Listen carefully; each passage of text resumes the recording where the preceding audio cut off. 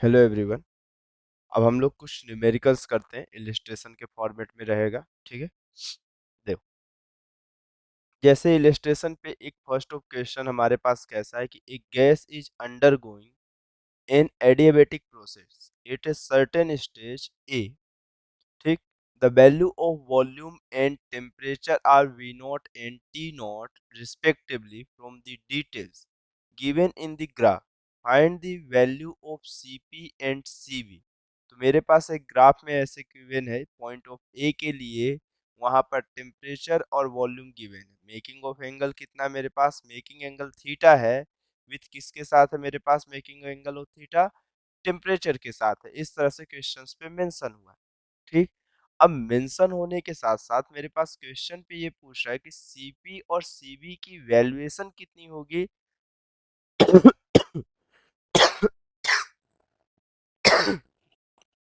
CP और CV की valuation कितनी होगी, सिर्फ ये बताना।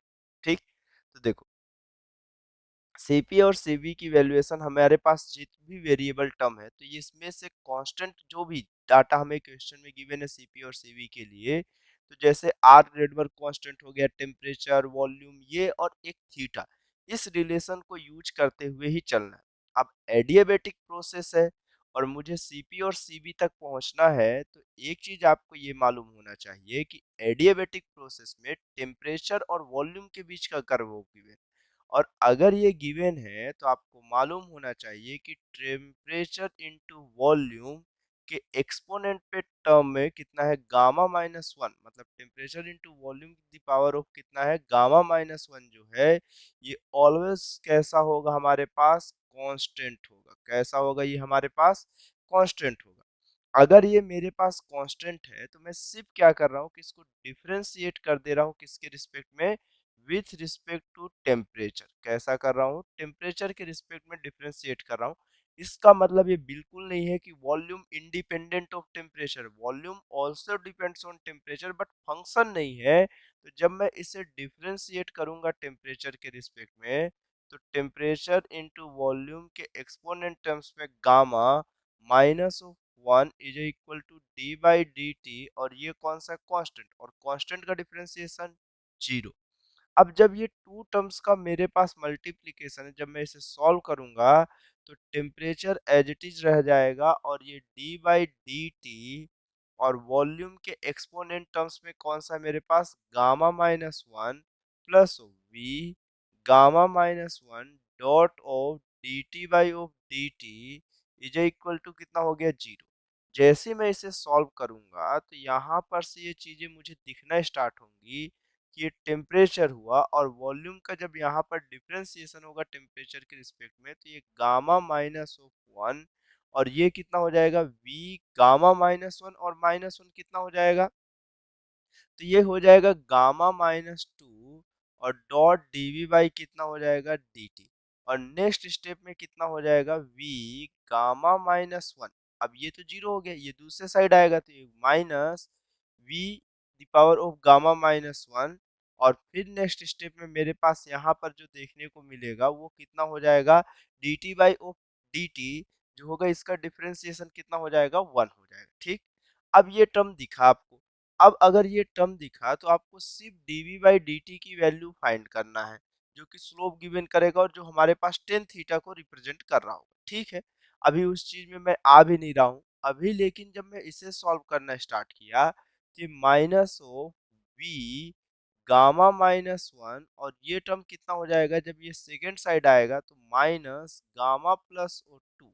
ठीक, और इस टर्म को जब मैं इस साइड के टर्म्स को सॉल्व करूंगा तो ये t और ये गामा माइनस वन हो जाएगा, जहां से dv by D T is equal to minus, अब ये गामा और ये गामा कैंसिल आउट हो जाएगा, तो v और ये कितना हो गया, प्लस का वन, और नेक्स्ट स्टेप में t हो गया, और गामा माइनस कितना हो गया, वन हो गया। ठीक, अब देखो ग्राफ में किसी थीटा की वैल्यूएशन गिवन है। अब ये थीटा जो आपके पास गिवन है, ये अगर मैं लाइन को आगे एक्सटेंड करूं तो ये थीटा है। आप जो स्लोप फाइंड करते हो वो making of angle with x axis देखते हो, और वो भी पॉजिटिव एक्स एक्सिस के साथ अगर आप देख रहे हो, तो आपको यहाँ से ये मालूम होना चाहिए कि dv बाई dt की जो वैल्यूएशन आपको दिखेगी वो आपके पास कहाँ पर, जब आप टी नॉट और किसकी बात कर रहे होगे, वी नॉट वाली पॉइंट के लिए, तो ये वैल्यूएशन कितनी हो जाएगी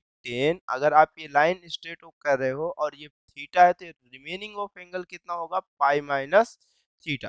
तो 10 पाई माइनस थीटा, जिसे हम कितना लिखते हैं, माइनस 10 थीटा लिखते हैं। और ये बार बार हम लोग वहां पर पीछे जब डिराइव कर रहे थे तब लिख रहे थे, और मैं ये आपको बार बार बोल रहा था इसको हम और डेप्थ से देखेंगे और अच्छे से देखेंगे और धीरे धीरे क्लियर होगा। तो ये वही जगह है जहां पर आपको क्लियर होना चाहिए, ठीक है। तो इलिस्ट्रेशंस पे हम यही चीजें देख रहे होंगे जो पीछे पढ़े, बस उसी से रिलेटेड कॉन्सेप्ट को बिल्ड करके क्वेश्चन सॉल्व कर, ठीक। तो अगर मैं यहाँ पे dv बाई dt की वैल्यू पुट किया तो मेरे पास एक्चुअल में दिखेगा कितना, tan theta is equal to V T gamma minus of कितना हो गया, वन हो गया, ठीक। अब देखो आप अगर यहाँ पर से देखना स्टार्ट करो तो आपको गामा की वैल्यूएशन कितनी हो जाएगी, gamma minus one is equal to V by T. और ये मेरे पास कितना हो गया, टेम्परेचर की बात कर रहा है, तो ये मेरे पास टी नॉट वी नॉट की वैल्यूएशन से अगर मैं कंपेयर कर रहा हूँ तो सबसे पहले तो आप देखो, जब थीटा स्लोप आप देख रहे हो तब टेम्परेचर कितना है टी नॉट और वॉल्यूम कितना है वी नॉट। तो ये टी नॉट वी नॉट और ये टी नॉट वी नॉट और ये कौन सा हुआ, डिनोमिनेटर में जो टर्म आएगा ये कितना आ जाएगा, टेन थीटा आ जाएगा, ठीक। जहां से आपके पास इसके बाद अगर आप देखोगे तो आपके पास जो गामा की वैल्यूएशन होगी, gamma is equal to one plus V not by T not into कितना हो गया, टेन थीटा हो गया। ये गामा की वैल्यूएशन हो गई। और जैसे ही आपके पास गामा की वैल्यूएशन हो गई तो आपको specific heat at constant pressure और कांस्टेंट वॉल्यूम पूछ रहा है, ठीक। तो जब आपके पास कांस्टेंट प्रेशर में पूछता है तो आपको मालूम है gamma dot of R upon gamma plus कितना होता है, सॉरी गामा प्लस होता है या गामा माइनस होता है, गामा माइनस वन होता है, ठीक। ये कितना होता है, गामा माइनस वन। ये किसके लिए होता है, सीपी के लिए। अगर आपको ये चीज भूल रही है तो फिर से एक बार मैं दिखा देता हूँ कि हम डिराइव कहाँ से करते हैं। देखो अभी हम ये गामा की बात तो कर चुके हैं, गामा मेरे पास आ चुका है। अब बस मैं थोड़ा सा मेयर रिलेशन में आता हूँ। अब ये सारे टर्म्स जो अभी तक हमारे पास आए हैं वो सब हमारे पास क्वेश्चन पे गिवन थे। तो अकॉर्डिंग टू मेयर रिलेशन अगर मैं बात कर रहा हूँ तो मेयर रिलेशन के हिसाब से आपको मालूम था कि Cp is equal to Cv plus कितना होता है R, इतना ही हुआ था। ये तो फर्स्ट इक्वेशन। और एक चीज आपको मालूम था कि Cp upon Cv is equal to gamma होता है, जहां से अगर मुझे Cp की वैल्यू चाहिए तो गामा डॉट कितना हो गया, Cv हो गया। तो यहाँ से gamma dot Cv is equal to Cv plus of R, जहां से Cv कॉमन हुआ तो ये R by gamma minus one, ये किसकी वैल्यू है, Cv की। तो जहां से मैं यहाँ पर वैल्यू पुट कर सकता हूँ कि ये R हो गया, और गामा माइनस वन की वैल्यूएशन कितनी हमारे पास, ये हमारे पास पहले ही मालूम था कि गामा माइनस वन की वैल्यूएशन यहाँ से भी हम काउंटिंग कर सकते हैं, जो कि कितनी है मेरे पास, V not upon T not into tan theta, ठीक। तो अगले स्टेप में जैसे ही इसे मैं सॉल्व करूंगा तो ये मेरे पास कितना हुआ, अगले स्टेप में गामा माइनस वन की वैल्यूएशन वी नॉट, और ये मेरे पास कितना हो गया, सॉरी ये टर्म कितना हो गया यहाँ पर से, वी नॉट अपॉन में कितना हो जाएगा, T not into tan theta, ठीक। जहां से Cv की जो वैल्यूएशन होगी R into T not into tan theta upon कितना हो जाएगा, वी नॉट। ये मेरे पास किसकी वैल्यूएशन है, Cv की वैल्यूएशन, किसकी वैल्यूएशन है, Cv की वैल्यूएशन है कि R T not into tan theta आ गया।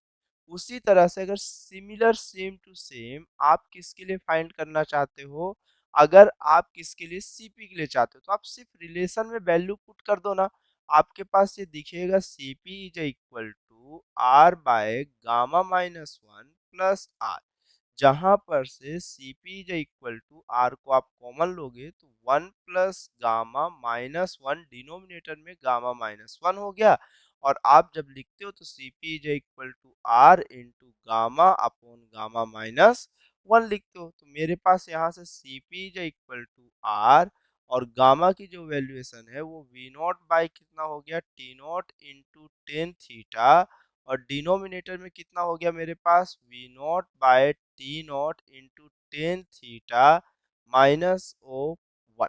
ठीक, जहां पर से सीपी की जो वैल्यूएशन होगी R into V not by O कौन सा, T not into tan theta, और होल ऑफ डिनोमिनेटर में कितना हो जाएगा, V naught minus T not into tan theta, और डिनोमिनेटर में कितना हो गया, T not into tan theta.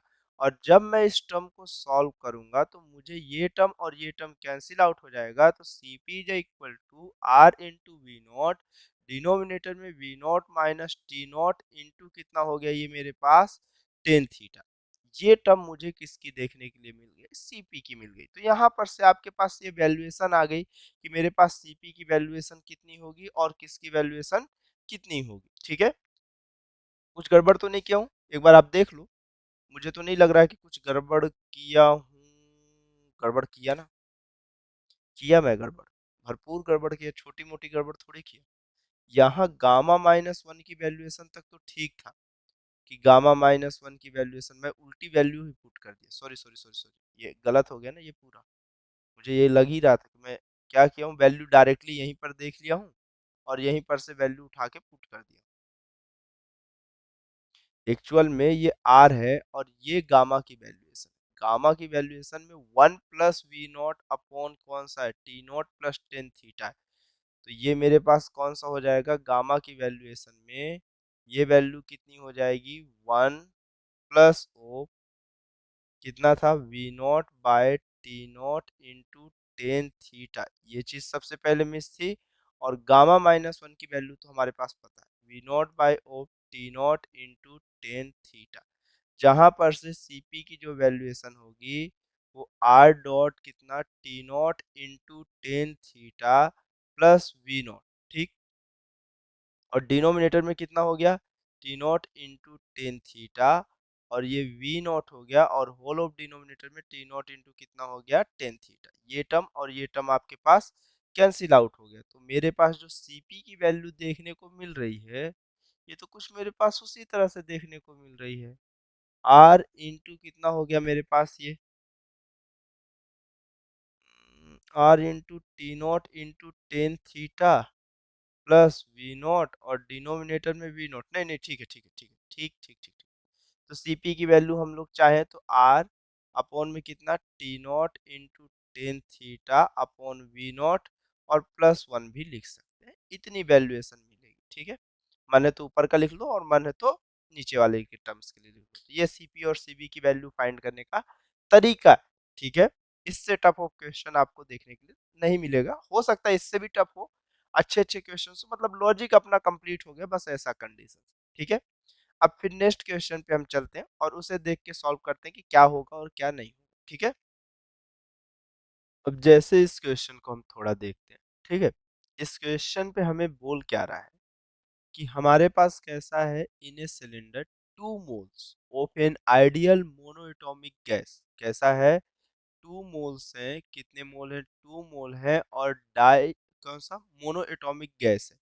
Initially at, मेरे पास प्रेशर जो इनिशियल कंडीशन पे गिवन है one into ten the power of six pascal given.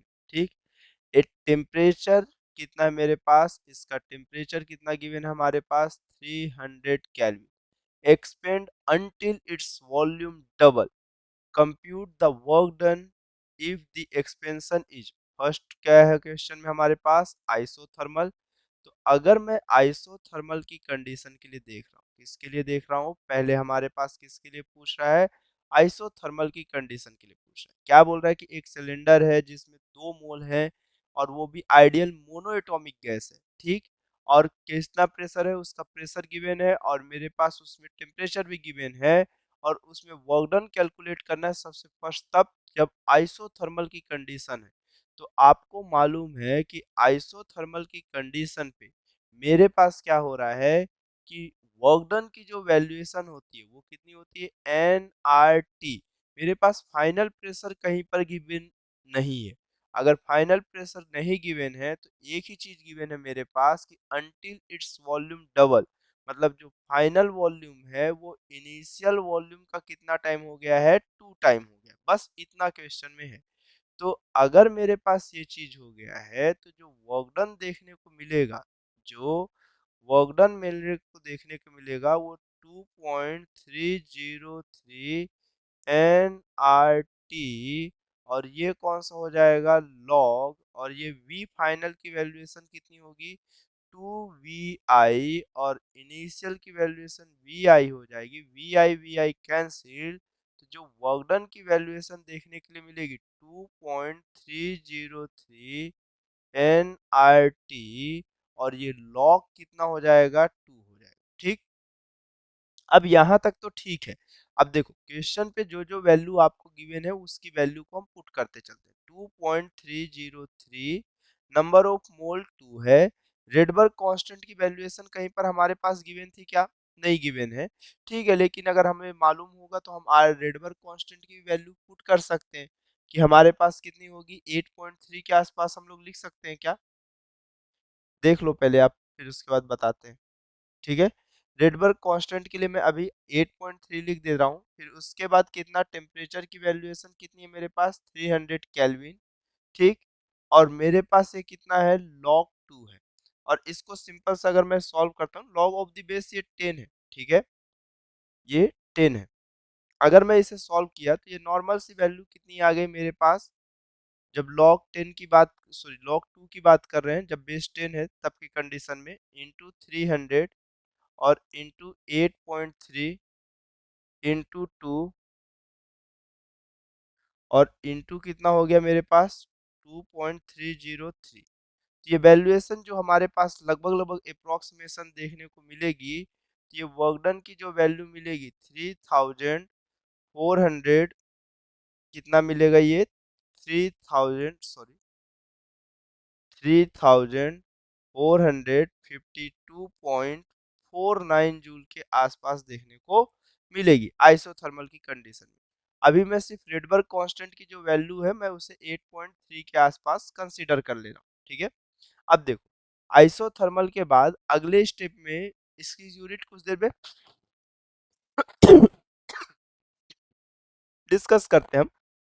Next step में कौन से के लिए बात हो रही है, एडियाबैटिक के लिए बात हो रही है। किसके लिए वर्क डन पूछ रहा है, एडियाबैटिक कंडीशन के लिए पूछ रहा है।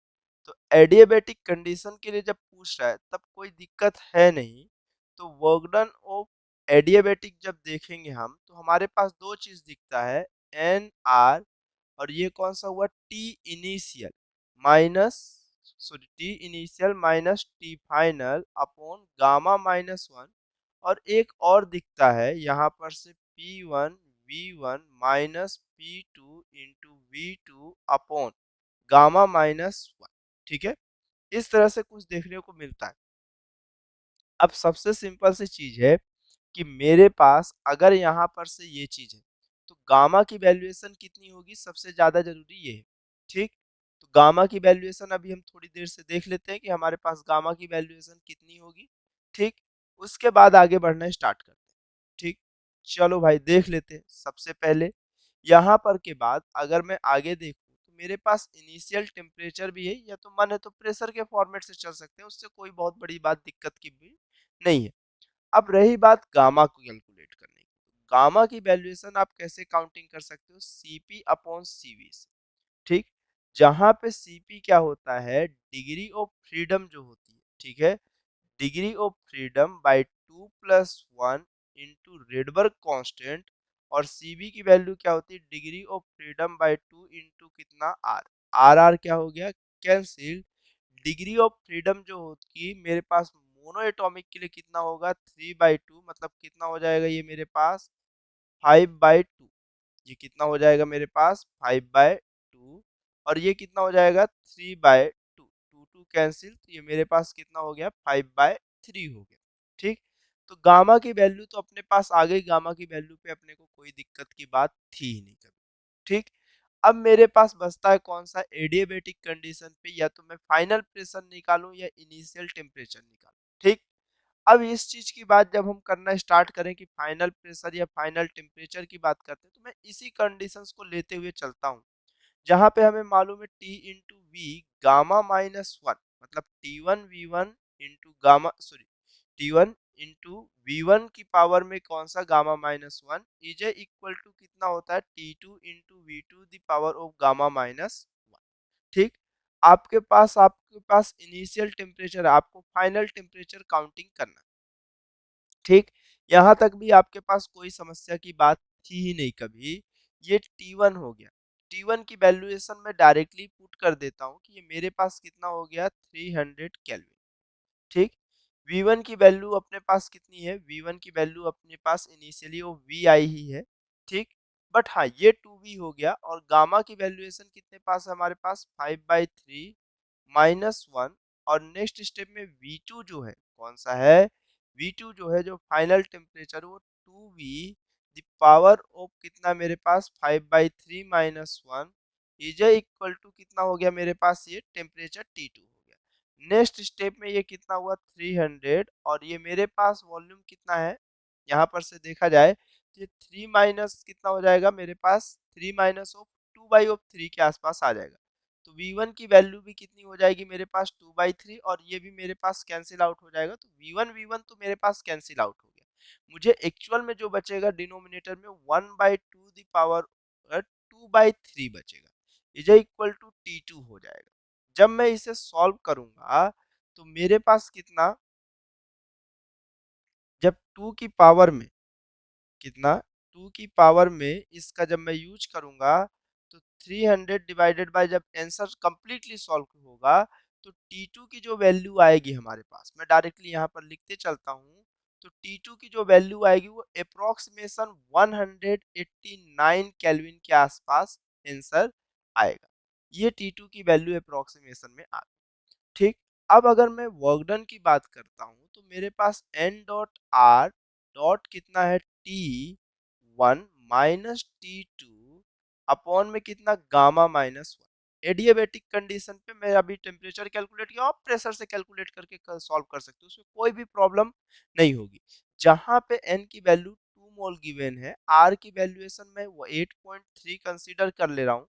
ठीक, और टेम्परेचर कितना है मेरे पास 300 माइनस 189, और गामा की वैल्यू हमारे पास 5/3 माइनस वन। ठीक, जो वर्क डन की वैल्यू होगी वो हमारे पास कितनी हो जाएगी, यहाँ से 300 माइनस 189 इंटू कितना हुआ 8.3, और ये कितना हुआ मेरे पास 2 हो गया। ठीक, और इंटू कितना हो गया 3 डिवाइडेड बाय कितना हो गया 2 हो गया। तो जो वैल्यू हमारे पास आ रही है वो लगभग लगभग वर्क डन की वैल्यू कितनी हो गई 2763.9 जूल हो गया। ये पॉइंट हमारे पास आएगा। ठीक है, तो ये वैल्यूएशन लगभग लगभग हमारे पास वर्क डन देखने को मिलेगी एडियाबेटिक कंडीशन। ठीक, एक और मेरे पास क्वेश्चन में पूछा इसी क्वेश्चन में आइसोबरिक कंडीशन। आइसोबरिक कंडीशंस पे हमारे पास कुछ ज्यादा है नहीं, सिर्फ आइसोबरिक कंडीशंस पे हमारे पास थर्ड कंडीशन जो है, हमारे पास जो थर्ड क्वेश्चन पूछा है आइसोबरिक कंडीशन पे, आइसोबरिक कंडीशन पे तो हमारे पास कैसा है जो वर्क डन देखने को मिलेगा, वो हमारे पास कितना होगा pressure into changing in volume. जहां पे work done is equal to pressure हम लोग कैसा कंसीडर कर लेते हैं, कांस्टेंट कंसीडर कर लेते हैं, या फिर हमारे पास प्रेशर की जो भी वैल्यूएशन है उसको चेंज कर लेते हैं, हमारे पास सिर्फ और सिर्फ कैसा कर लेते हैं फाइनल वॉल्यूम कितना होगा ये हमें अभी नहीं मालूम। फाइनल वॉल्यूम कितना होगा, अगर जैसे मैं ये कह रहा हूँ कि मेरे पास ये P है, हाँ ये जरूर बोल रहा है कि फाइनल जो भी वॉल्यूम है वो इनिशियल वॉल्यूम का कितना है मेरे पास 2 टाइम।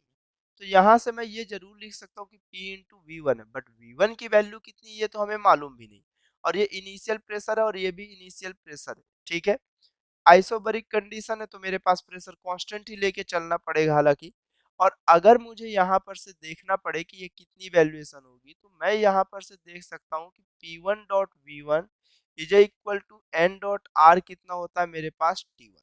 ठीक, जहां पर से हम ये जानते हैं कि V1 की वैल्यू हम कैलकुलेट कर सकते हैं कि N की वैल्यू 2 है, R की वैल्यूएशन हम लोग 8.3 जान ही रहे हैं, और टेम्परेचर इनिशियल टाइम पे 300 केल्विन है, और जो प्रेशर है फर्स्ट स्टेप का जो प्रेशर है वो मेरे पास कितना 1 × 10 कितना है मेरे पास 6 है। ये कितना है मेरे पास 1 × 10 कितना है मेरे पास 6 है। जहां पर से ये वॉल्यूम का हम लोग कितना यूज करेंगे 2 × 8.3 इंटू कितना हुआ 300।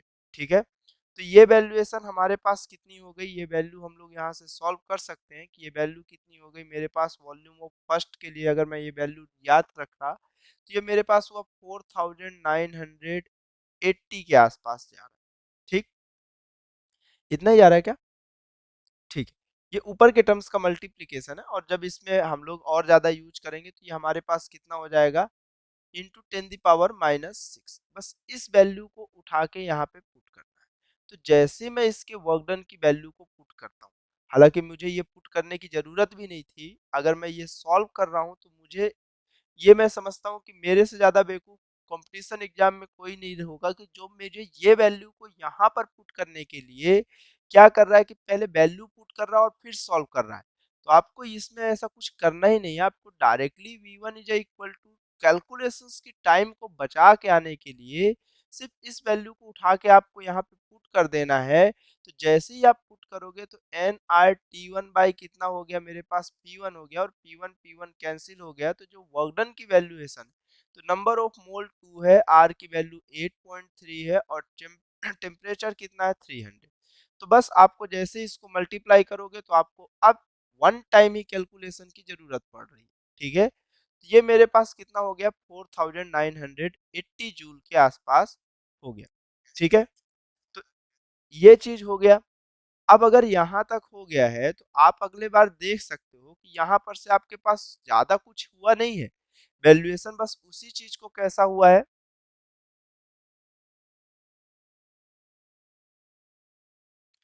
ये सिर्फ क्या किया है कि जैसे आप 3 स्टेप में आपके पास पूछा था कि 3 अलग-अलग प्रोसेस में उसी चीज की वैल्यूएशन हम किस तरह से कांस्टेंट को मेंटेन करेंगे। तो बस हो गया, हमारे पास हो गया। पहले वाले में आइसोथर्मल कंडीशंस में आपको देख चुके हो, फिर उसके बाद आप किसके लिए देख चुके हो, आइसोथर्मल के बाद आप एडियाबेटिक के लिए देख लिया और एक स्टेप में आप किसके लिए देख चुके हो, एक और देख चुके हो किसके लिए आप देखे हो, एक आपके पास कौन सा ये आइसोबैरिक है। ठीक है, तो आप तीनों कंडीशंस के लिए देख चुके हो, आपके पास यहाँ पर से ये वैल्यू आप लिख सकते हो और बता सकते हो। ठीक है,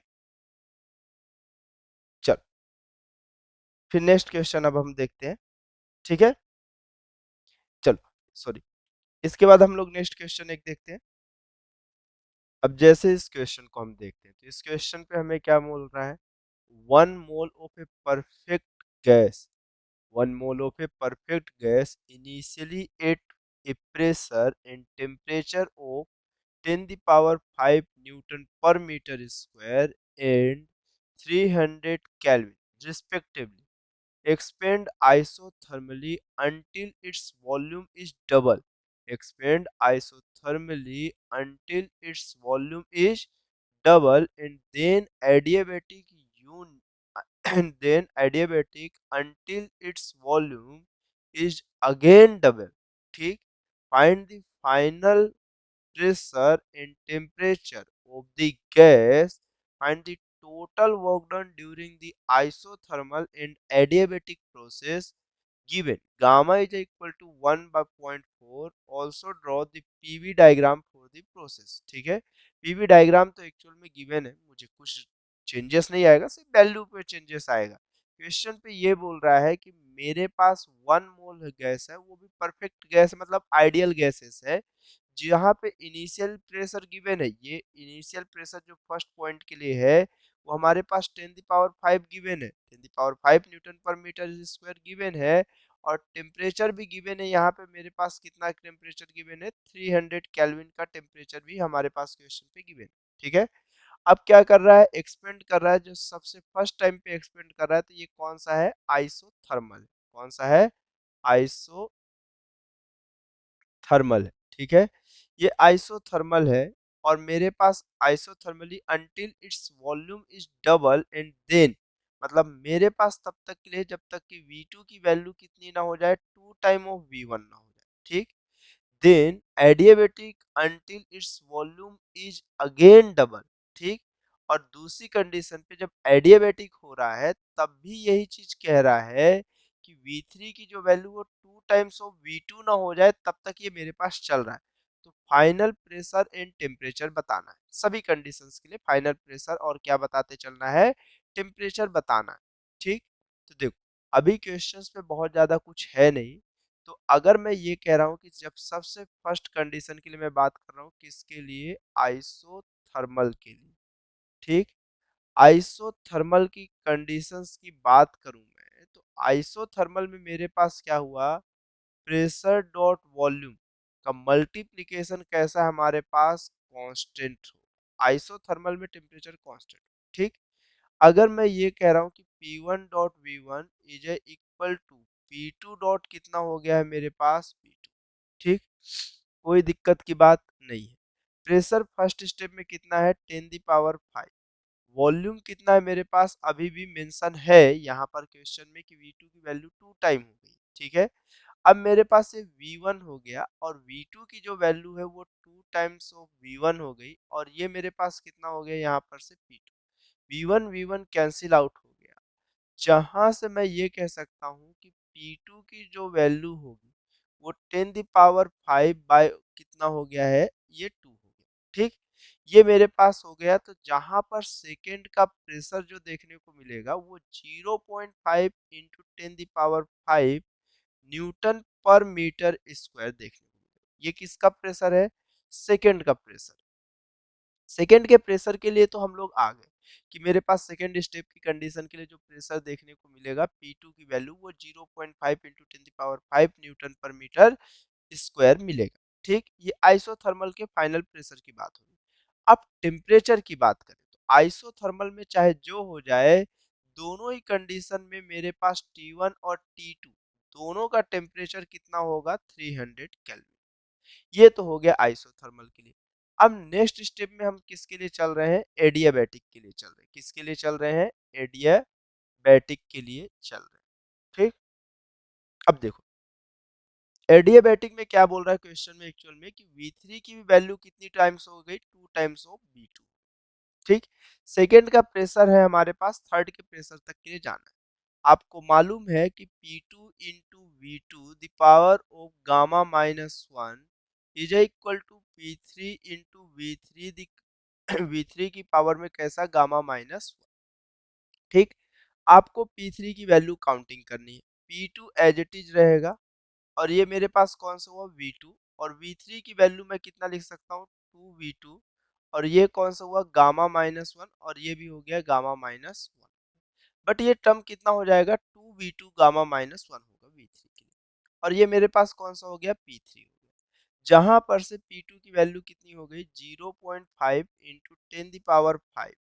और V2 अब कैसा हो जाएगा, कैंसिल आउट हो जाएगा। डिनोमिनेटर में 2 गामा की पावर 2 की सॉरी 2 दी पावर ऑफ कैसा, गामा माइनस 1, 2 दी पावर गामा माइनस 1। और ये मेरे पास कौन सा हो गया, P3 हो गया, है ना। V2 the power gamma minus 1 और V2 the power of gamma minus 1 cancel out हो जाएगा। ठीक, अब जहां पर हमारे पास ये वैल्यू गिवन है तो गामा की वैल्यू तो हमारे पास क्वेश्चन में मेंशन ही है। तो यहाँ से P3 की जो वैल्यू आएगी वो 0.5 इंटू 10⁵। और ये कितना हुआ, 2। गामा की वैल्यूएशन कितनी है, 1.4 माइनस 1। तो P3 की जो वैल्यू देखने को मिलेगी वो 0.5 इंटू 10⁵। और डिनोमिनेटर में कितना हो जाएगा, 2⁵। ठीक, अब ये चीज देखने को मिलेगा, 2⁵ देखने को मिल जाएगा। ठीक, 2⁵ देखने को मिल गया, मतलब मेरे पास यहाँ पर से ये ठीक है ना, गामा माइनस 1। कुछ तो गड़बड़ लिख रहा हूँ, ओ सिट, मेरा ध्यान पता नहीं आजकल कहाँ पे। ठीक, होना कुछ नहीं है, ये गामा माइनस 1 नहीं, ये गामा चल रहा है। गामा माइनस 1 टेम्परेचर में होता है, सॉरी।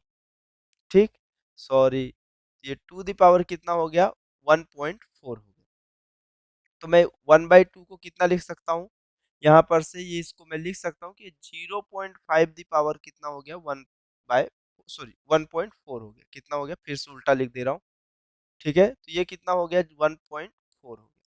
अब अगर मैं इसे सॉल्व किया तो जो P3 की वैल्यू देखने के लिए अब हमें मिलेगी तो P3 की वैल्यू कितनी मिल जाएगी 0.5, 1.4 प्लस 1 कितना हो जाएगा 0.5 की पावर में कितना हो जाएगा 2.5। ठीक, तो ये लगभग लगभग हो जाएगा मेरे पास कितना, ये वैल्यूएशन लगभग लगभग मेरे पास कितनी जानी चाहिए, सॉरी 2.4 हो जाएगा ना, ये कितना हो जाएगा 0.5 द पावर कितना 2.4 इंटू 10 द पावर 5। ठीक, तो 0.5 की पावर में कितना हो गया 2.4। ठीक है, तो मतलब ये लगभग लगभग मुझे P3 की जो वैल्यूएशन देखने को मिलेगी वो लगभग लगभग कितना मिलने को मिलनी चाहिए, P3 की वैल्यू 1.9 इंटू 10 द पावर कितना हो गया 4 न्यूटन पर मीटर स्क्वायर, इतना हो गया P3 की वैल्यू, अप्रोक्सीमेशन इतना तो हो गया। ठीक, एक स्टेप ये हो गया। अब मुझे जो दिमाग में चल रहा था और जो मैं यहाँ पे लिख दिया था, अब टेम्परेचर भी तो कैलकुलेट करना है, P3 कैलकुलेट हो गया। अब एडियाबैटिक प्रोसेस है तो टेम्परेचर तो कांस्टेंट नहीं हो सकता, ठीक है, तो T3 की वैल्यू जो होगी वो V3 the power gamma minus 1 is equal to T2 into V2 the power gamma minus 1। ठीक, आपको मालूम है यहाँ पर से T3 की वैल्यू को आपको कैलकुलेट करना है, और जो कि V2 T2 की वैल्यू कितनी हो गई 300 केल्विन, और ये V2 बाई ओ कौन सा हो गया V2 के बाद अगर V3 की बात की जाए तो ये V2, और V3 की बात की जाए तो ये 2 इंटू कितना हो गया V2 the power gamma minus 1, V2 क्या हो गया कैंसिल आउट। नेक्स्ट स्टेप में जैसे ही देखेंगे तो T3 की जो वैल्यू देखने को मिलेगी वो 200 इन अपॉन में कितना 1/2, और ये गामा माइनस 1 हो जाएगा, जहां पे गामा की वैल्यूएशन कौन सी होगी, गामा की वैल्यू 1 पॉइंट कितनी हो जाएगी 4 हो जाएगी। ठीक, तो T3 की जो वैल्यू होगी वो 300, और ये कितना हो जाएगा 1/2, और द पावर ऑफ कितना हो गया 0.4। ठीक, तो अब मेरे पास अगर एक्चुअल में देखा जाए तो 2 दी पावर 0.4 है, इतनी हैवी कैलकुलेशन हालांकि आपके मेंस तक के क्वेश्चन पे नहीं आएगी, लेकिन आई तो ठीक है, कोई दिक्कत नहीं, वैल्यू गिवन रहेगी तो आप वहां से कैलकुलेट करते हुए बैठते रहना। ठीक है, लेकिन अभी मैं यहाँ पे लिख दे रहा हूँ, नहीं आएगी, सीरियसली बता रहा हूँ नहीं आएगी, इतनी ज्यादा कॉम्प्लिकेटेड कैलकुलेशन नहीं आती है। अभी बस मैं क्या कर रहा हूँ कि मेरे पास कैसा अगर आएगा तो एक आध क्वेश्चन पे आएगा और बहुत ज्यादा क्वेश्चंस पे नहीं आएगा। अभी सिर्फ कैसा आप इसको आराम से कैलकुलेट करो, मैं सिर्फ प्रैक्टिस के हिसाब से आपको देते जा रहा हूँ कि आपकी थोड़ी कैलकुलेशन पार्ट हर साइड से फास्ट होती चली जाए। तो T3 की वैल्यू जो है वो 227.35 केल्विन हो गई। ठीक है, अब मेरे पास P3 का प्रेशर भी काउंटिंग हो गया था, अभी जस्ट काउंटिंग किए थे कि 1.9 इंटू 10 दी पावर कितना 5 पास्कल हो गया। अब वर्क डन कैलकुलेट करना है, तो वर्क डन दो कंडीशन पे हो रहा है। फर्स्ट स्टेप पे जो वर्क डन हो रहा है उसमें कैसा आइसोथर्मल है, तो आइसोथर्मल में चेंजिंग ऑफ टेम्परेचर जीरो होगा, अगर चेंजिंग ऑफ टेम्परेचर जीरो होगा तो इंटरनल एनर्जी नहीं होगा, जो भी होगा एक्सटर्नल वर्क डन होगा। ऐसे ही एडियाबैटिक प्रोसेस में जो भी वर्क डन वो इंटरनल एनर्जी के लिए हो जाएगा। ठीक है, ये मेरे पास 2 से कहाँ के लिए चल रहा है 3 के लिए चल रहा है। तो जो वर्क डन देखने को मिलेगा आइसोथर्मल में वो कितना मिलेगा एन आर, या मेरे पास कितना लिख सकता हूँ डायरेक्टली मैं यहाँ पर से लिख सकता हूँ कि मेरे पास कितना 2.303 N R T one into कौन सा लॉग, और मेरे पास फाइनल वॉल्यूम कितना है V2/P1 प्लस हो मेरे पास ये कितना हुआ एन आर T2 माइनस कौन सा T3, और ये कौन सा हुआ गामा माइनस 1। ठीक है, तो वर्क डन की जो वैल्यूएशन दिखेगी वो 2.303 होगा, और बस मुझे वैल्यू पुट करते चलनी है इनटू कितना हो गया आर, और नंबर ऑफ मोल्स की जो वैल्यू है वो मेरे पास कितना है, सिंगल मोल की बात किया है तो सिंगल मोल के लिए कितना होगा 1 ही होगा। ठीक है, तो ये 2.303 एन की वैल्यू ऑफ मेरे पास 1 होगा, आर T1 की वैल्यू 300 केल्विन, और ये कौन सा हुआ मेरे पास लॉग 2 हो गया, प्लस हो एक स्टेप में कितना हुआ ये आर, और ये कितना हुआ 300 माइनस 227.35 केल्विन, और नेक्स्ट स्टेप में जो ये मेरे पास वैल्यूएशन होगी वो गामा माइनस कितनी हो जाएगी 1 होगी, तो मतलब कितना जी 1 1.4 और -1 आप लिख सकते हो, इसको डायरेक्टली 0.4 लिख देना। देखो अब आपको सिर्फ वैल्यू पुट करनी है, मैंने सब वैल्यू कैलकुलेट करके दे दी और ये आपका काम है। अब ये मेरा काम नहीं है। आर की वैल्यू आपको मालूम है कि 8.3 आएगा, जूल केल्विन जो भी आप यूनिट लिखते हो आपको ये मालूम है। ठीक है कि मुझे इसकी यूनिट बतानी पड़ेगी, बोलो। यूनिट आपको मालूम थी ना, एसआई यूनिट में कितना है, 8.3 केल्विन जूल, लिखते हो ना भाई, याद करो किसी एक पॉइंट पे लिखे हो। कैलोरी में नहीं बात कर रहा हूं मैं, जूल की बात कर रहा हूं, जूल की। देखो 8.3 जूल पर मोल पर केल्विन, यही लिखते हो। पिछले क्वेश्चन में ऐसे ही मैं बोला कि आप एज्यूम कर लेते हो, तो आप एज्यूम थोड़ी करते बैठोगे, आपके पास एक्चुअल आंसर होना चाहिए ना। बस आप इसको सॉल्व कर लो। मैं इसको डायरेक्टली लिख देता हूँ कि इसका फाइनल आंसर कितना होगा, बाकी आप सॉल्व कर लेना। मैं इसका फाइनल आंसर ही देख के लिख देता हूँ। कहीं पर ये क्वेश्चन था, कहाँ गया कहाँ गया कहाँ गया कहाँ गया कहाँ गया, हाँ ये मिल गया। मैं डायरेक्टली इसका फाइनल आंसर लिखता हूँ, आप इसको कैलकुलेट करना, नहीं तो चलो एक स्टेप में कैलकुलेट कर देता हूँ। 2 पॉइंट मैं कैलकुलेटर से डायरेक्टली वैल्यू पुट कर देता हूँ, इंटू 8.3, कई बार बुक में थोड़ा बहुत ऊपर नीचे आंसर हो जाता है, इंटू लॉग 2। तो ये वैल्यू मेरे पास कितनी आई है, 1726.24, और प्लस नेक्स्ट स्टेप में कितना हो गया, 300 माइनस 227.35 डिवाइडेड बाय 0.4 इंटू 8.3। ये मेरे पास कितनी आ गई अप्रोक्सीमेशन, 1507.48।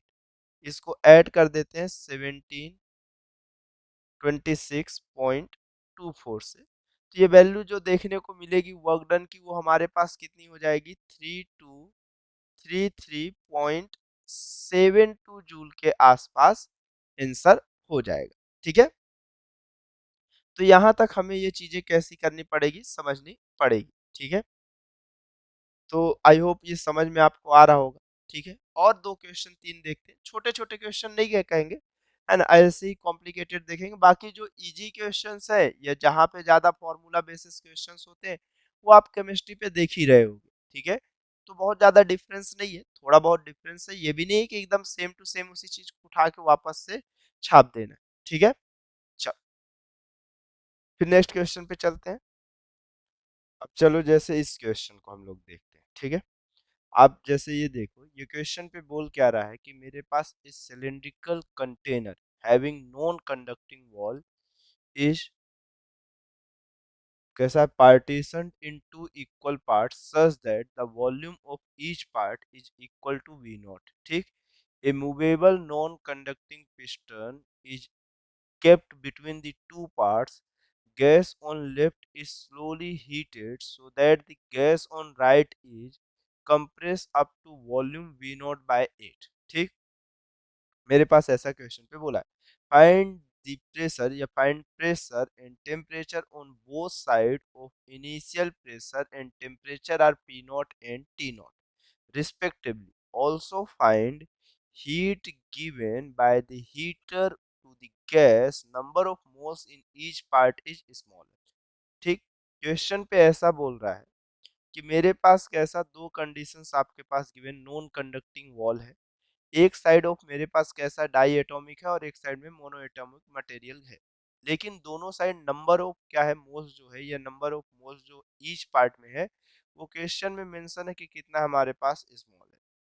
यहाँ पर हीट एनर्जी सप्लाई की गई है, तो पी नॉट वी नॉट और टी नॉट में हीट एनर्जी सप्लाई करने के कारण मेरे पास यहाँ पर कैसा है, एक्सटर्नल कहीं पर भी हीट एनर्जी का ट्रांसमिशन नहीं हो पा रहा। ठीक है, लेकिन हाँ हीट एनर्जी दी जा रही है, जिससे ये क्या हो रहा है कि ये एक्सपेंड होगा, ये पिस्टन मूवेबल है, तो अब ये एक्सपेंड करना स्टार्ट करेगा। तो मेरे पास जब एक्सपेंड करना चाहेगा तो एक साइड के प्रेशर से अब ये धीरे धीरे इसको कंप्रेस करेगा, और जब तक कंप्रेस करते जाएगा जब तक कि प्रेशर इधर का इंक्रीज ना हो जाए, मतलब दोनों साइड से अप्लाइंग ऑफ प्रेशर्स इक्वल ना हो जाए, तब तक ये बॉडी इसको कंप्रेस करेगा। अब यहाँ पे ना हीट एनर्जी का कहीं ट्रांसमिशन हो रहा है ना कुछ भी हो रहा है। ठीक है, तो देखो अगर मेरे पास कैसा है, अगर राइट साइड के पार्ट को मैं देखूं, तो ये जो राइट साइड का पार्ट है राइट पार्ट जो है हमारे पास वो कैसा पार्ट कहला जाएगा, एडियाबेटिक प्रोसेस में कहला जाएगा। कौन से प्रोसेस में कहला जाएगा, एडियाबेटिक मेरे पास रहेगा, एडियाबेटिक। ठीक। क्योंकि इस प्रोसेस में कहीं भी ट्रांसमिशन ऑफ हीट हो ही नहीं रहा है। हीट तो हमें अपने कौन से पार्ट में दे रहे हैं, लेफ्ट साइड के पार्ट में दे रहे हैं। ठीक। अगर लेफ्ट पार्ट में नहीं दे, मतलब राइट पार्ट में हम हीट एनर्जी नहीं दे रहे हैं, तो pressure into volume the power कैसा है मेरे पास, वॉल्यूम इज द पावर कैसा है, गामा। जो ये अमाउंट होगा ये कैसा होगा मेरे पास, कांस्टेंट। सबसे इंपॉर्टेंट चीज। ठीक है। कांस्टेंट होगा तो इनिशियल टाइम पे जो मेरे पास प्रेशर वो पी नॉट है, और वॉल्यूम कौन सा, वी नॉट, द पावर कौन सा है मेरे पास, गामा। जो भी होगा फाइनल कंडीशन पे एक प्रेशर आना है मेरे पास, जिसकी वैल्यूएशन जो देखने को मिलेगी हमारे पास कितनी, वी नॉट बाय 8 होगा, और इज द पावर कौन सा हो जाएगा, गामा। बिकॉज क्वेश्चंस पे बोला है यहाँ पे कि मेरे पास gas on left is slowly heated so that the gas on right is compress up to volume V not by 8 तक, वो मेरे पास क्या हो गया है, कंप्रेस्ड हो गया। ये फाइनल वॉल्यूम हो गया, कोई दिक्कत की बात हमें है ही। ठीक। तो मेरे पास क्वेश्चन पे सिंपल सा पूछ रहा है कि पी फाइनल की वैल्यू कितनी होगी। तो पी फाइनल की जो वैल्यूएशन देखने को मिलेगी वो P not into V not gamma cancel out हो जाएगा, और ये 8 दी पावर कौन सा है मेरे पास, गामा। कौन सा है अपने पास, 8 दी पावर को कौन सा है मेरे पास, गामा जो है, ये सेकेंड साइड जाएगा तो 8 दी पावर कौन सा हो जाएगा, गामा। अब देखो सबसे पहले इंपॉर्टेंट चीज कि मेरे पास कौन सा है, इस साइड मोनो एटॉमिक है। कौन सा एटॉमिक है, मोनो एटॉमिक है। ठीक। अब अगर मोनो एटॉमिक कह दिया इस साइड, मोनो एटॉमिक है, एडियाबेटिक कंडीशंस पे जो गामा की वैल्यूएशन देखने को मिलेगी, आप लिख सकते हो कि सीपी बाई कौन सा हो जाएगा, सी। सीपी में आपको मालूम है degree of freedom upon 2 plus 1 into R, और सीबी में कौन सा होगा, degree of freedom by 2 into R. R R cancel out हो गया, और यहाँ पे 3 हो गया, मतलब 5 बाई कौन सा हो जाएगा, डायरेक्टली आंसर जो गामा की वैल्यूएशन आएगी इस साइड में मोनो एटॉमिक में, वो 5/3 हो जाएगा। ठीक है। तो ये मैं डायरेक्टली यहाँ पर लिख के रख देता हूँ। जहां से पी फाइनल की जो वैल्यू हमारे पास आएगी एक्चुअल में, वो कौन सी हो जाएगी, P not into 8 the power कौन सा हो जाएगा, 5/3 हो जाएगा। ठीक है। ठीक, कोई दिक्कत नहीं, हमारे पास 8 की पावर में कौन सा हो जाए, 5/3 हो जाए। ठीक है। अब अगर हम चाहें तो इसे सॉल्व कर सकते हैं कि P not into 2 the power कितना हुआ, 3, इस दी पावर कौन सा हो जाएगा, 5/3। जहां से 3 3 कैंसिल आउट हो जाएगा, 2 दी पावर कितना, 2 टू जा 4, 4 टू जा 8, 8 टू जा 16, और 16 टू जा कितना हो जाएगा, 32 हो जाएगा। 32 पी नॉट कौन सा हो जाएगा, फाइनल प्रेशर। कौन सा प्रेशर, फाइनल का जो प्रेशर देखने को मिलेगा मेरे पास राइट पार्ट में, वो 32 पी नॉट हो जाएगा। क्योंकि क्वेश्चन में पूछा भी है मेरे पास temperature where P naught and T naught respectively also मेरे पास कैसा है, gas on left slowly heated. कहीं पर तो बोला था मेरे पास movable conducting gas on left, find the pressure, हाँ ये find the pressure and temperature on both side. ठीक है। ऐसा क्वेश्चन में मेंशन था, तो वहां से हम पी फाइनल की वैल्यू फाइंड कर लिए कि हमारे पास 32 कितना है, पी नॉट। ठीक है। अब अगर मेरे पास यहीं पर से देखना हो मुझे, तो मैं यहाँ पर से क्या कर सकता हूँ, इस पार्ट को मैं थोड़ा अलग से रखता हूँ, क्योंकि ये तो जस्ट अपने पास ऐसे ही आ गया। ठीक। अब हमारे पास एक और चीज फाइंड करने की बात आ रही है, टेम्परेचर। ठीक। जहां पे temperature into volume the power of कौन सा, गामा-1, ये पहली कंडीशन है। ये टी नॉट है, वॉल्यूम भी वी नॉट है। बाद में एक फाइनल टेम्परेचर आएगा कहीं पर से, जहां पर हमारे पास क्वेश्चन में मेंशन है कि वी नॉट, जो वी फाइनल हो गया वो मेरे पास कौन सा हो गया, वी नॉट बाय 8 हो गया, इज द पावर गामा-1। जहां से टी फाइनल की जो वैल्यूएशन देखने को हमें मिलेगी, ये T not into V not the power कौन सा है मेरे पास, गामा की वैल्यूएशन कितनी है हमारे पास, 5/3, 5/3 - 1। ठीक। और डिनोमिनेटर में कितना हो जाएगा ये मेरे पास, V not by 8 the power of कौन सा हो जाएगा, 5/3 - 1 हो जाएगा। जहां से कितना हुआ, T not into V not the power of कौन सा हो गया मेरे पास, 2/3, और इधर से कौन सा हो गया, V not by 8 the power of कौन सा हो गया, 2/3। जहां से टी फाइनल की जो वैल्यूएशन हमें देखने को मिलेगी वो कौन सा हुआ, T not into V not the power 2/3, और वी नॉट द पावर 2/3 आपके पास डायरेक्टली कैंसिल आउट हो जाएगा, और आप इसे लिख सकते हो 8 द पावर 2/3। और फिर से अगर आप इसे सॉल्व करोगे तो अब मैं फिर से यही चीज वापस यहाँ नहीं करके दिखाने वाला, मैं डायरेक्टली लिख सकता हूँ कि 4 T0 के इक्वल होगा कौन सा, फाइनल टेम्परेचर। ठीक, कौन सा टेम्परेचर, फाइनल टेम्परेचर। तो देखो final temperature of right side का मेरे पास आ गया और प्रेशर भी आ गया। ठीक, अब देखो यहाँ तक तो मुझे कोई दिक्कत की बात है ही नहीं।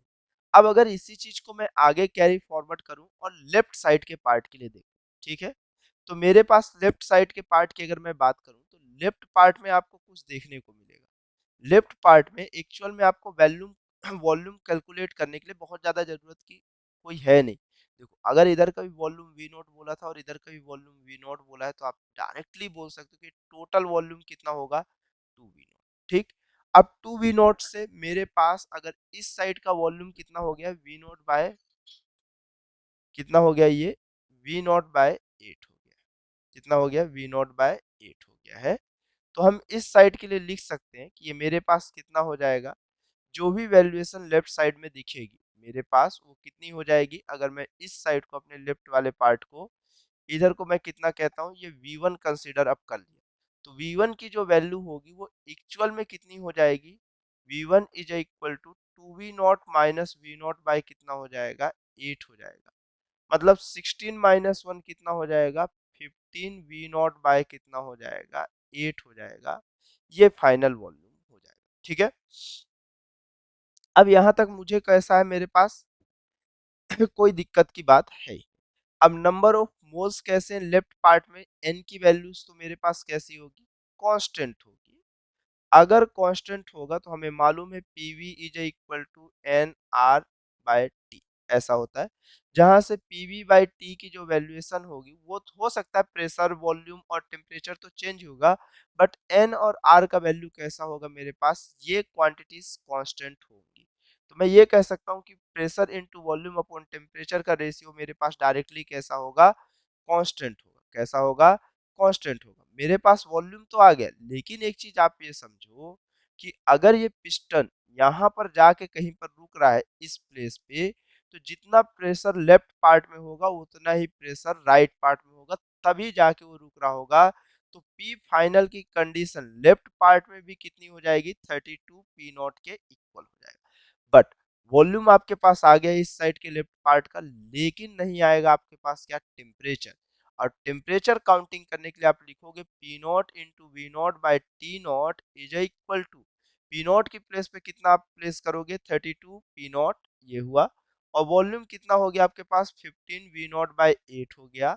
बट टेम्परेचर कितना हो गया मेरे पास, कुछ तो होगा फाइनल की कंडीशंस पे, बस यही हमें काउंटिंग करना। देखो P0 V0 कैंसिल, और ये कितना हो गया 4। आप यहाँ से लिख सकते हो कि टी फाइनल की जो वैल्यूएशन होगी वो एक्चुअल में 60 टाइम्स ऑफ T0 हो जाएगी, 60 टाइम्स ऑफ T0 हो जाएगी। ठीक है, अब ये चीज हुआ, तो अब क्वेश्चन में पूछा क्या है, जो फाइनल कंडीशंस पूछा है वो फाइनल कंडीशन ये बोल रहा है कि also find heat given by the heater to the gas. तो हीट गिवन कितना करेगा हीटर, तो आपको दो चीज मालूम है कि लेफ्ट पार्ट में चेंजिंग ऑफ या जो भी हीट एनर्जी आप दिए हो वो कैसा चेंजिंग ऑफ इंटरनल एनर्जी भी कर रहा होगा और साथ ही साथ में वर्क डन भी प्रोवाइड कर रहा होगा। ठीक, तो अगर मैं ये कहूँ कि डेल क्यू की जो वैल्यूएशन होगी, अब ये कितना होगा, एन होगा, सीवी होगा इनटू डेल टी हो जाएगा। कंफर्म, कोई दिक्कत की बात नहीं है। और वर्क डन के लिए मेरे पास कितना हो जाएगा, प्रेशर तो कांस्टेंट था, ये वेरी कर रहा है, प्रेशर भी कांस्टेंट नहीं है ये। अगर आप ये लिख रहे हो कि आपके पास ये प्रेशर कांस्टेंट दे रहा है, तो ये प्रेशर कांस्टेंट भी नहीं दे रहा है। आप सोचो आपके पास प्रेशर कैसे कांस्टेंट है, अगर प्रेशर कांस्टेंट नहीं है तो आप इसे कितना लिखोगे, ये एन लिखोगे। और अगले स्टेप में आप कितना लिखोगे, आप देखो यहाँ पर से सीवी लिखोगे, और सीवी को वर्क डन के लिए किसके लिए हो जाएगा मेरे पास, डिग्री ऑफ फ्रीडम कितना हो जाएगा, F/2 इंटू कितना हो जाएगा, R dot changing of temperature, कौन सा हो जाएगा, चेंजिंग ऑफ टेम्परेचर, जहां से डेल क्यू एन हो जाएगा। और सीवी की वैल्यू कितनी है आपके पास, आपको ये मालूम है कि मेरे पास एक साइड के लिए अब एक्चुअल में जो ये वर्क डन हो रहा है, आप यहाँ पर जो वर्क डन के अमाउंट की बात कर रहे हो, तो एक्चुअल में आप एक साइड से जो भी इंटरनल एनर्जी दे रहे हो, यहाँ पर के लिए डाई एटॉमिक है और इस साइड के लिए कौन सा एटॉमिक है, मोनो एटॉमिक है। कौन सा एटॉमिक है, मोनो एटॉमिक है। तो जो आप वर्क डन देख रहे हो, वर्क डन इस वाले अमाउंट पे हो रहा है। तो आप जो यहाँ पे लिखोगे चेंजिंग ऑफ टेम्परेचर, तो आप देखो यहाँ पे कितना लिखे n और यहाँ पे कितना हो जाएगा डिग्री ऑफ फ्रीडम। एक साइड में मेरे पास कौन सा है, देखो इस साइड के लिए कौन सा है, इस साइड के लिए मोनो एटॉमिक है और इस साइड के लिए कौन सा है, डाई एटॉमिक है। ठीक है, ये मेरे पास डाई एटॉमिक है और ये कौन सा है, मोनो एटॉमिक है। डाई एटॉमिक में डिग्री ऑफ फ्रीडम कितनी होती है, 5।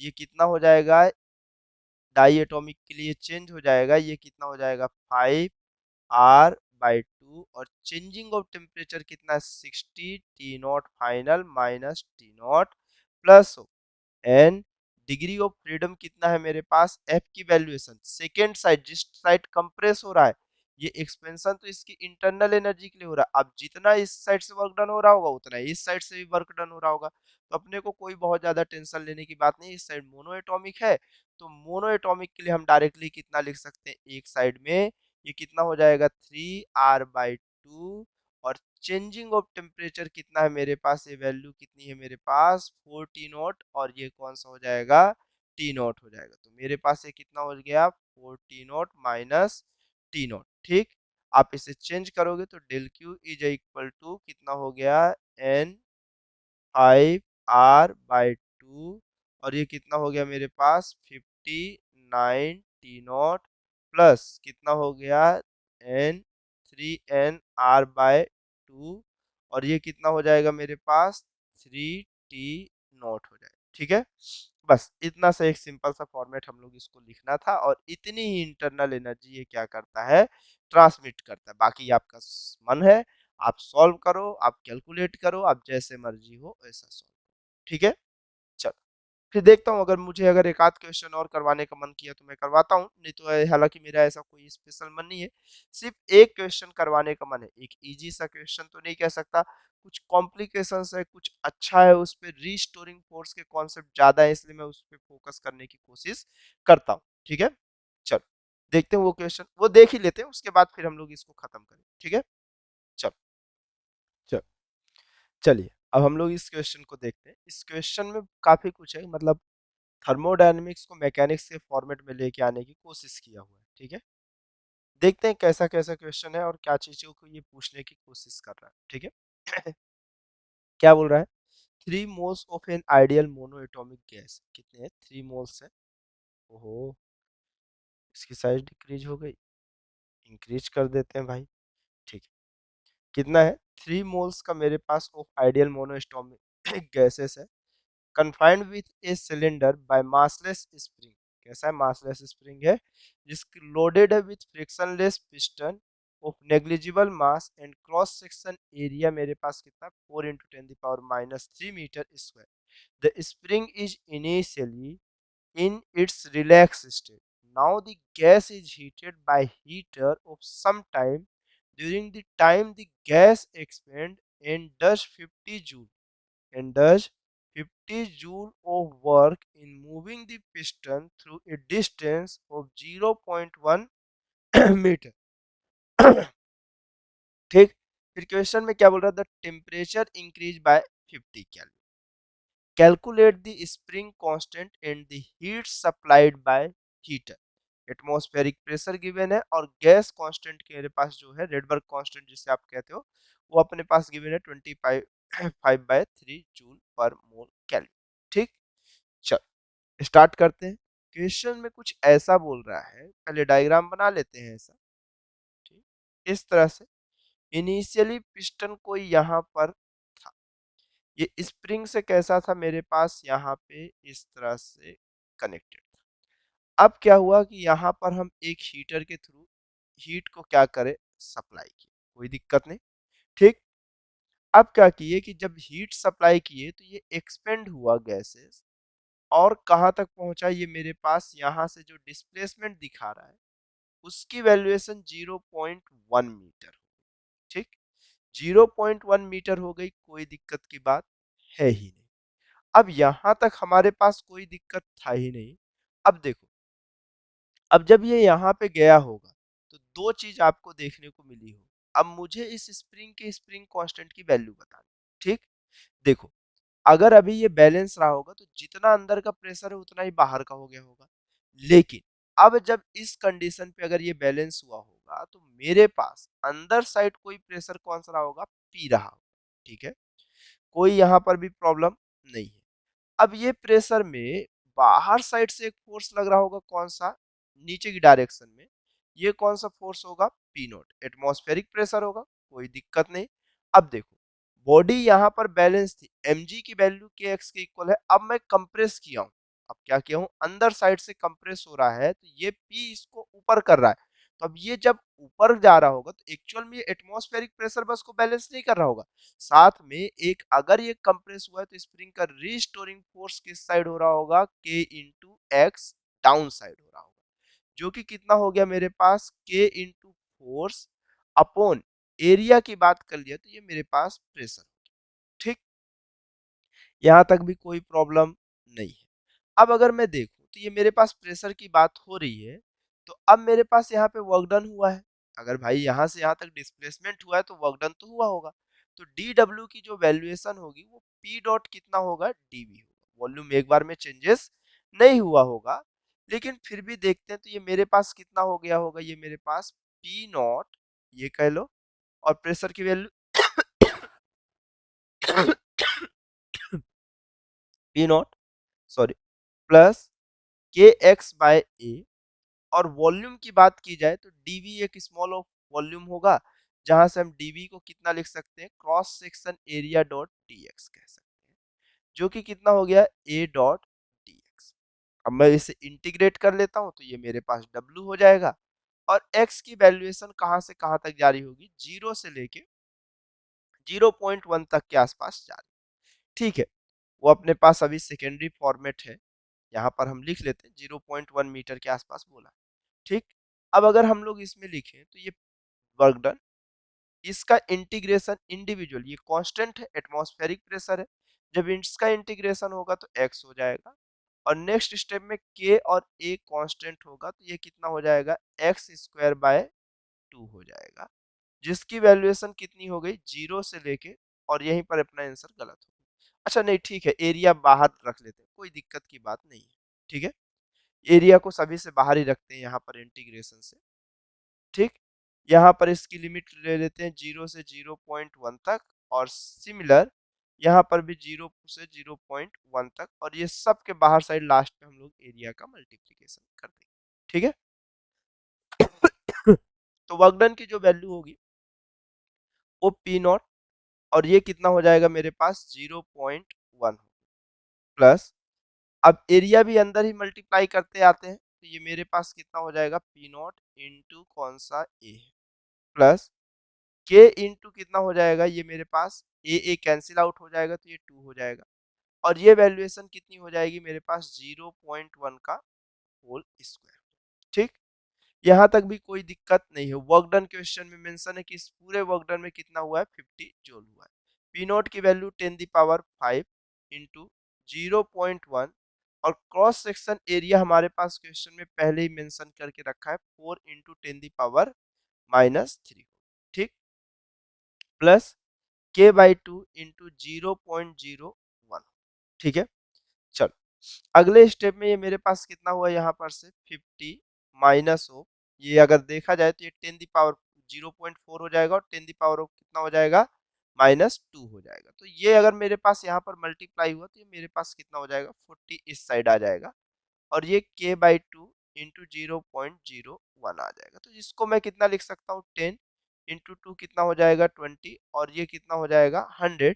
मतलब यहाँ पर ये हो गया, k की वैल्यू हो गई 2000। अगर मैं सिंपली सॉल्व किया तो जो k की वैल्यू आ रही होगी वो 2000 न्यूटन पर मीटर हो जाएगा। तो स्प्रिंग कांस्टेंट की वैल्यू तो आ गई, ठीक। अब क्वेश्चन में एक सिंपल सा पूछा है कि मेरे पास कितनी हीट सप्लाइड होती है हीटर की, ठीक। तो अगर हीटर के थ्रू जो हीट सप्लाइड की बात कर रहा है तो वहां पर से हमें मालूम है Q इज इक्वल टू, क्योंकि मेरे पास यहाँ इंटरनल एनर्जी में भी चेंजेस हो रहा है और वर्क डन भी हो रहा है, हो सकता है